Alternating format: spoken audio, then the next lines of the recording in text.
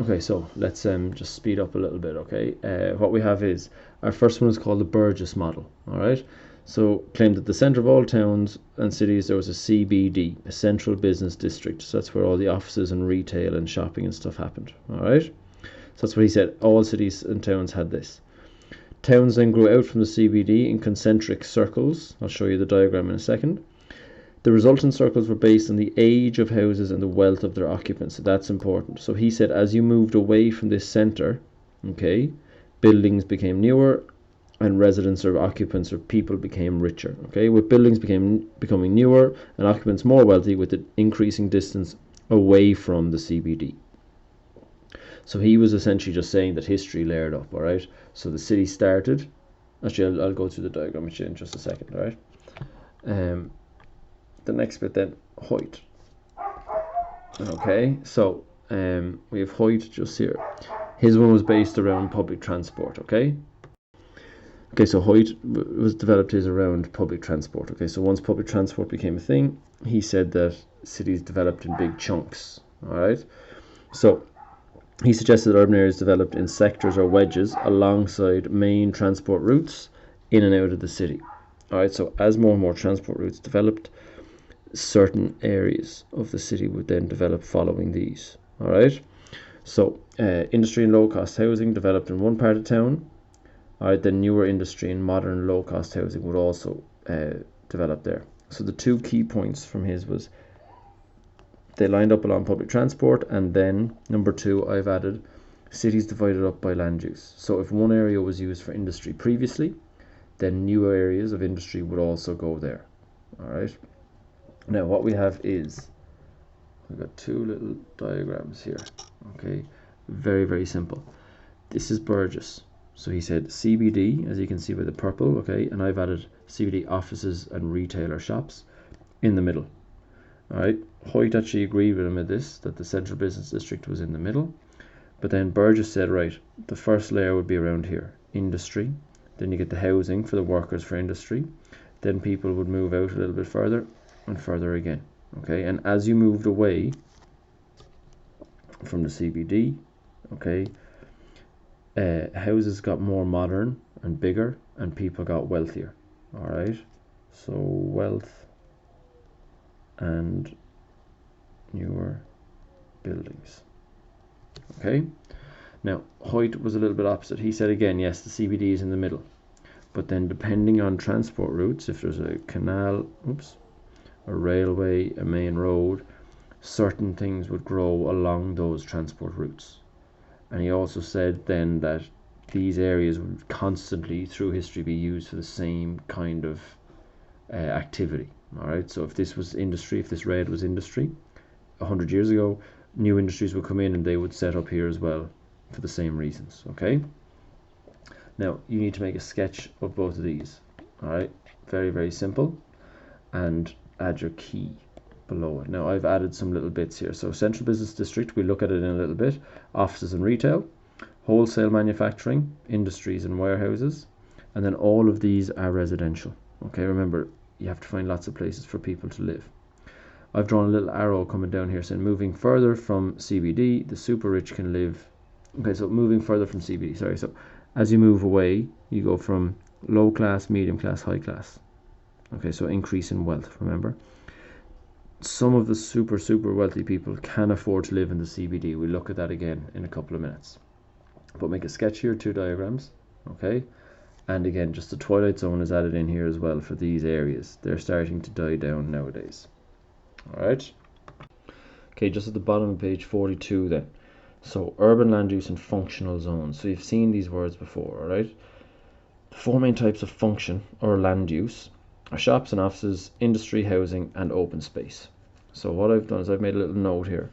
All right, all areas of a city will consist of a mix of these four things or just one of them.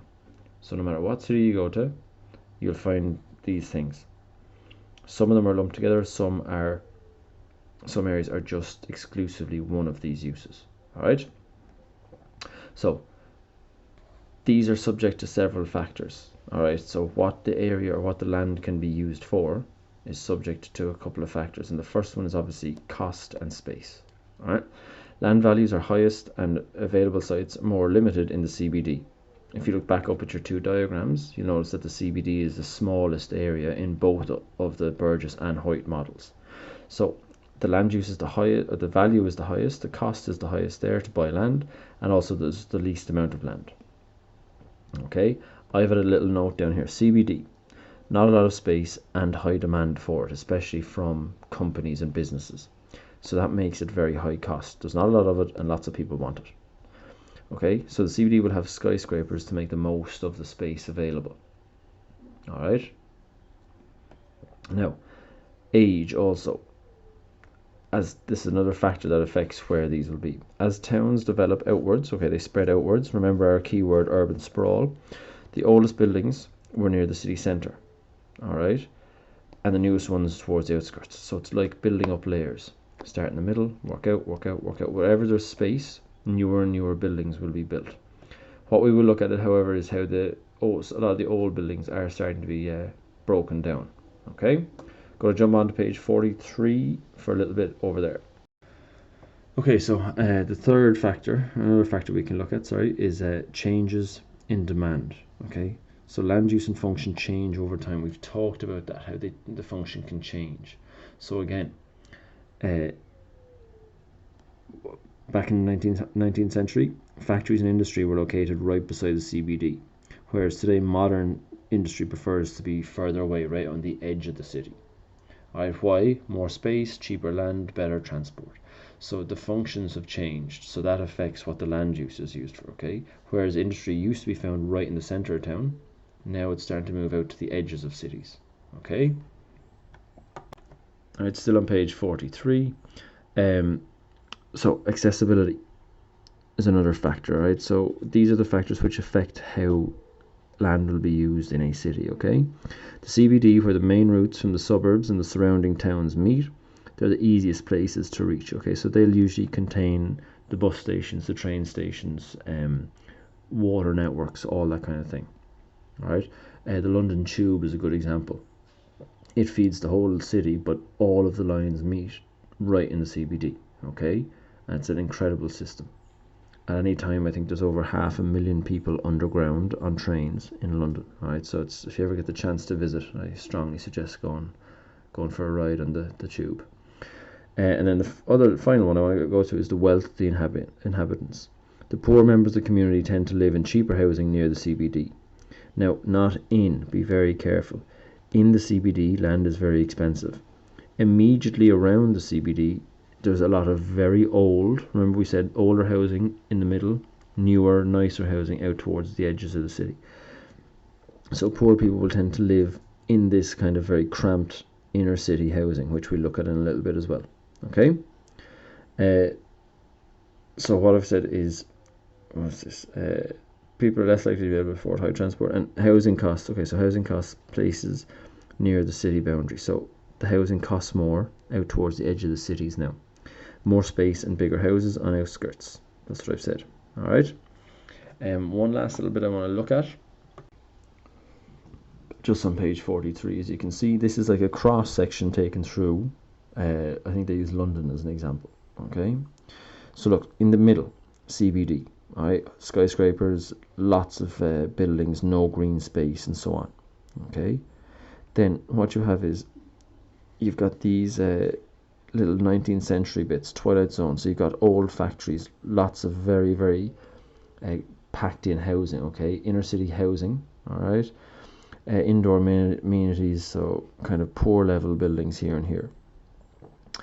As you move out then, okay, you'll see how space starts to free up. All right, we got people with individual houses with lots of green space around them, okay, on both sides. So again, yes, these people have to commute to get in here to work, but they've got nicer homes, bigger homes, and more space, okay? So out here, buildings get newer and more costly. However, this bit here is mega expensive. All right, if you want to buy an apartment or something in London or New York in the city centre, it's going to cost you millions of dollars. All right, so most of the poor people live in these cramped small terraced houses here and here. Okay, so that's how our city grows.